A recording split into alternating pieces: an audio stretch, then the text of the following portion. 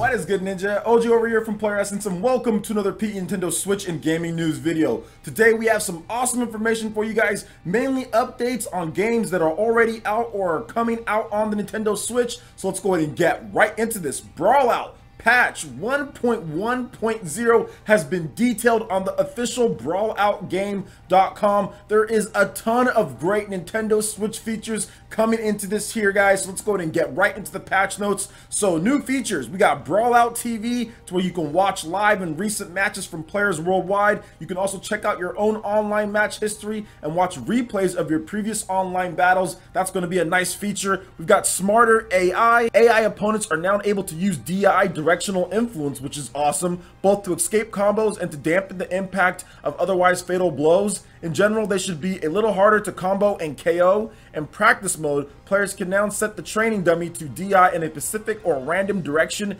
DI to escape combos, or to DI for survival. So DI is something that's big in Super Smash Bros., and I'm really happy that they're implementing that for the AI and actually making it better for users when it comes to the overall experience, especially if you've played Smash Bros. And you know about directional influence. So we also have new achievements, so there's going to be tons of new achievements which give players extra rewards to help speed up the process of acquiring piñatas. There's also mastery skins. We've added 2 special cosmetics for each character that will unlock when players reach mastery levels of 10 and 15 with them. Exclusive character gear items, special cosmetics have been added that are obtainable by redeeming codes given out during special events. Awesome stuff there. There's also new taunt emotes. Special credit to Healthy and Nova for providing some of the first community created emotes. So they're getting the community involved with the game, which is awesome. Plus, here is some other very important information when it comes to the fixes, and one of the main reasons why I gave the game a 7 out of 10. So heavy optimizations in terms of fixes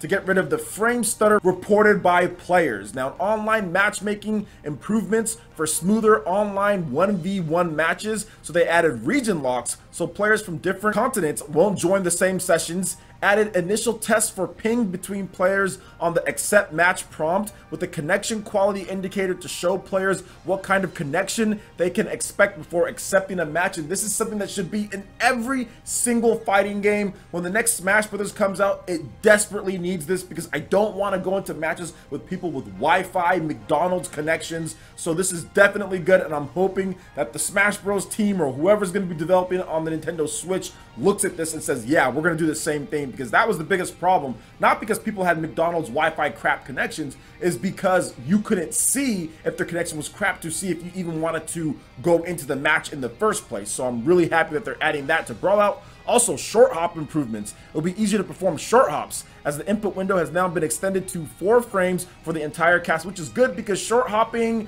to basically wave dashing was really difficult. Wave dashing is easy in this game, but short hopping was actually kind of difficult, and sometimes you just couldn't short hop at all. The timing was way too precise. So I'm really glad that they're adding easier, faster short hopping for players so they can have access to their aerial moves quickly. So currency reward tweaks, they've also fixed that. They fixed the character select and stage navigation when surrounding characters and stages are locked. Fix certain inputs not mapping properly to specific buttons, such as mapping jump to the trigger buttons, which is good. I had some issues with that. Fix daily login bonuses not progressing as intended, and also fix players losing access unlocked stages in certain situations. There's also been some balancing as well for all the different characters. You can look at that as far as that goes. It's just a bunch of different balancing. They've changed some things up, and they've made some nice adjustments to the Drifter, because he was a bit overpowered with his side charge and some of his specials and stuff, and they kind of nerfed that down just a bit. But pretty much every single character got buffed or nerfed in certain ways in order to kind of balance things out. So overall, very good update for Brawlout. Cannot wait till it hits. It's going to be about 7 to 10 days. They just submitted it to Nintendo,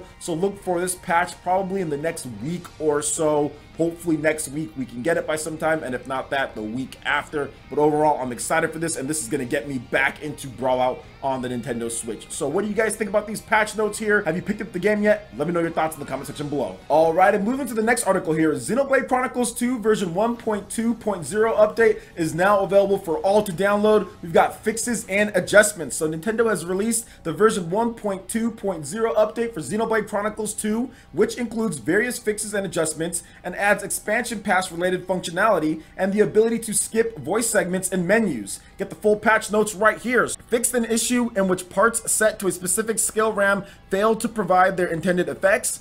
Adjusted the Gourmand regular quest The Riddle on the Wall to make it completable regardless of player progression in the main story. Adjusted Finch's Blade quest Birds of a Feather to make it completable regardless of player progression in the main story. Fixed an issue in Agate's Blade quest Precious Yearnings preventing progression.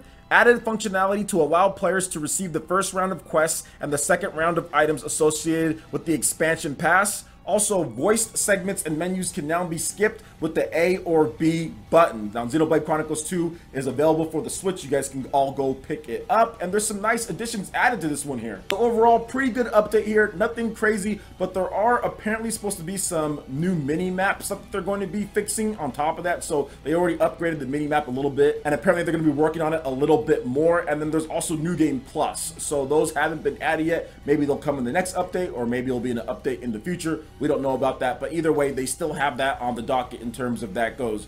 In terms of New Game Plus and also more map options. So what do you guys think about this when it comes to Xenoblade Chronicles 2 on the Nintendo Switch? How do you guys think about the update here? Have you already been playing the game with the new stuff? You guys like what they added here? Let me know your thoughts in the comment section below. All right, I'm moving to the final article here. High Horse on Twitter has revealed that Disc Jam on the Nintendo Switch runs at a crisp 1080p/720p docked to undocked and at 60 frames per second on the Nintendo Switch thanks to the Unreal Engine 4, and they're like hashtag performance. So this is awesome to see that they're using Unreal Engine 4 because I didn't know that the game ran on it. I think if I probably did a little bit more research on the PS4 and Xbox One version, I would have known that. That might have been some common information, but this is the first time that I've heard and that I've reported that the game does run on Unreal Engine 4 on the Nintendo Switch. So that's great to hear, and I'm glad that they're able to bring this game over. And this game isn't on the Xbox One yet, so Nintendo Switch is actually getting this game before the Xbox One got the game, because this is apparently only on PS4 and PC.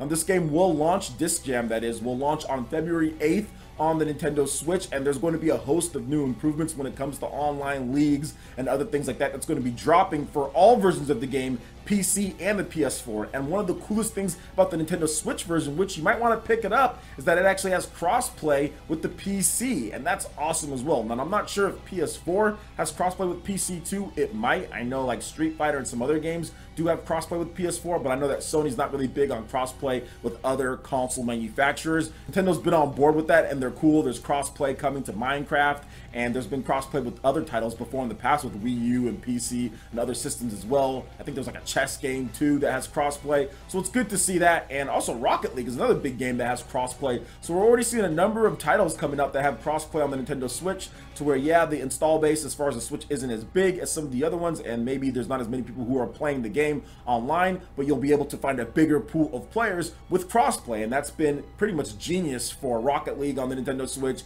It's been great for other titles as well, so I'm really happy that developers are implementing crossplay with their Nintendo Switch games in order to kind of supplement the player base. And on top of that, having this game running at a crisp 1080p 60 frames per second is really good. Disc Jam looks like a lot of fun. It reminds a lot of people of Windjammers, that game that recently launched for the PlayStation 4 in terms of like the old school game. Now, it was an old release back in the day, but they actually did another one. They had a beta and everything, and people loved it on the PS4. So I'm really happy that we're getting this game, Disc Jam, and I'm looking forward to it because I should be able to get a review code for you guys and play. It looks like a lot of fun. It looks like there's a lot of different characters and balancing, different stats attributed to each character, so that's fun as well. So what do you guys think about the performance of Disc Jam on the Nintendo Switch via High Horse Games? 1080p 60 frames per second when it's docked, 720p 60 frames per second when it's undocked. I'd love to hear your thoughts in the comment section below. All right, Ninja, that wraps it up for this video here. Go ahead and check out the links in the description below. We've got Facebook, we've got Twitter. Go ahead and give us a like and a follow on our social media. It really helps us spread the content of Player Essence across the interwebs in addition to YouTube.